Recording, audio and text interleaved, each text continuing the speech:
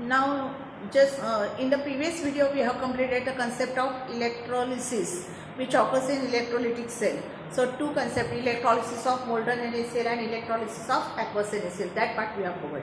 Now, continue for next concept related to electrolysis only. The quantitative aspects of electrolysis. What it means? Quantitative aspects of electrolysis. In electrolysis, electrical energy is converted to chemical energy. And when electrical energy is converted to chemical energy, then on one electrode, the mass of reactant will be consumed, while on another, the mass of product will be formed. So, mass of reactant consumed or mass of product formed during the electrolysis can be quantitatively calculated by using the stoichiometry of chemical reaction.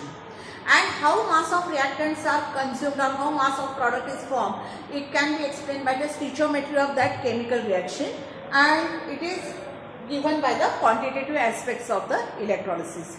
It occurs in 4 steps. What is first step? In first step, what we have to calculate? We have to calculate the quantity of electricity passed. So, I'll write over here. So, quantity of electricity passed.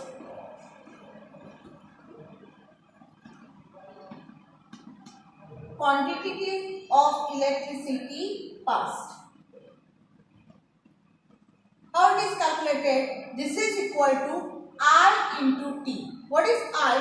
Current in ampere passed for time T for in second. So unit for time will be in second, and I is the current. Unit for current is ampere. So in first step, we will calculate the quantity of electricity passed through that electrolyte solution. When electricity is passed, it means that the number of moles of electrons are flowing through a circuit. So, second one, number of calculation for what we have to calculate? Calculation for number of moles of electron.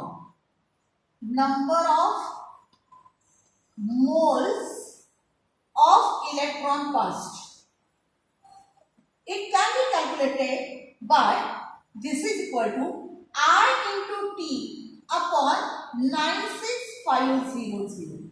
What is 96500? It is the charge on 1 mole of electron. Charge on 1 mole of electron is 1 Faraday. 1 Faraday is equal to 96500 Coulomb. So, charge which is present on 1 mole of electron is 1 Faraday, or in Coulomb it is 96500. So, IT upon 96500, using this we are able to calculate for the number of moles of electron passed. That is the second step. Now, third step. When number of moles of electrons are passed through the electrolyte solution or through a circuit, then we are able to calculate the number of moles of product formed during electrolysis. So, calculation for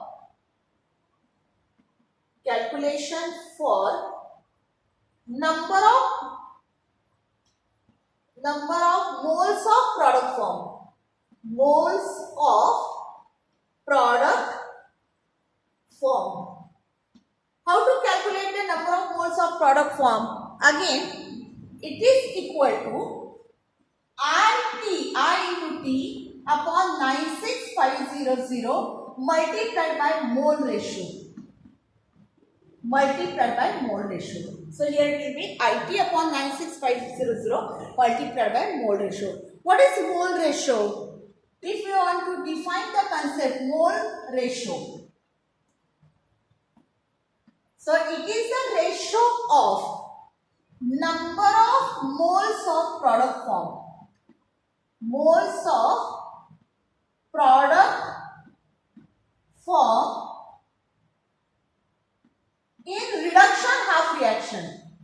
In reduction half reaction divided by number of moles of electron required. Number of moles of electron required, or we can say not moles, number of electrons required for that reduction half reaction.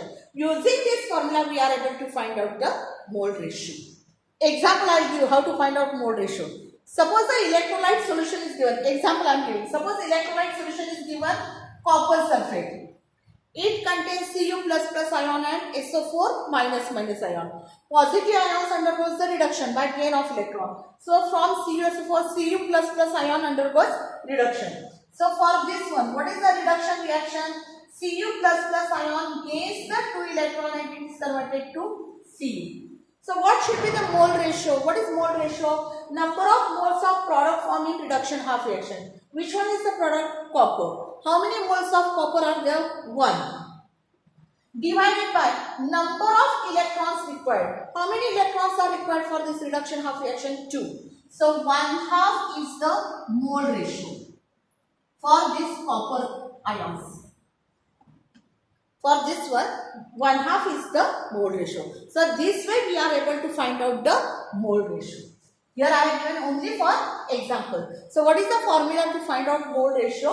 Number of moles of product formed in reduction half reaction divided by number of moles of electrons required. So this one is the third step to find out do the calculation for number of moles of product formed.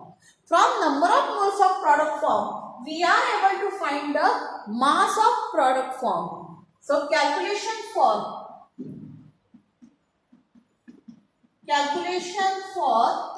mass of product formed. Mass of product formed. How to calculate mass of product formed? This is equal to common IT upon 96500 multiplied by mole ratio. Third step, IT upon 96500 multiplied by mole ratio. Multiplied by molar mass of a substance. Molar mass of substance. Using this formula, we are able to find out the mass of product formed. So this is about the quantitative aspects of electrolysis. The mass of reactant consumed or mass of product formed at respective electrode can be calculated by stoichiometry of chemical reaction. It involves 4 steps. Step 1, quantity of electricity passed is given by IT. When electricity is passed, actually the number of moles of electrons are passing. So number of moles of electron passed is equal to IT upon 96500. What is, again I am repeating, what is 96500? It is the charge which is present on 1 mole of electron, that is 96500 Coulomb, and in Faraday it will be 1 Faraday. So relationship between Faraday and Coulomb is 1 Faraday is equal to 96500 Coulomb. Third step, calculation for number of moles of product formed. This is equal to IT upon 96500 multiplied by mole ratio. How to calculate mole ratio? Number of moles of product formed at reduction half reaction divided by number of moles of electrons required for that reaction. And fourth one, calculation for the mass of product formed is equal to IT upon 96500 multiplied by mole ratio multiplied by molar mass of a substance. So this is the calculation for the amount of substance which is obtained at electrode. Now second one, if 2 electrodes are there, 2 different electrolyte solutions are given. One electrode is immersed into the electrolyte solution 1. And second electrode is present in second electrolyte solution. If these 2 electrolytic solutions are connected in a series, then in such case same quantity of electricity will be passed through these 2 electrolytes. Then calculation for mass of substance produced or consumed, it can be calculated as follows. So when 2 electrolyte solutions are connected in a series and when same quantity of electricity is passed through this electrolyte solution, then how to calculate the mass of substance reactant consumed or mass of product formed. So it will be calculated, right? Now we know the step 1. How to calculate mass of product formed? Mass of product formed.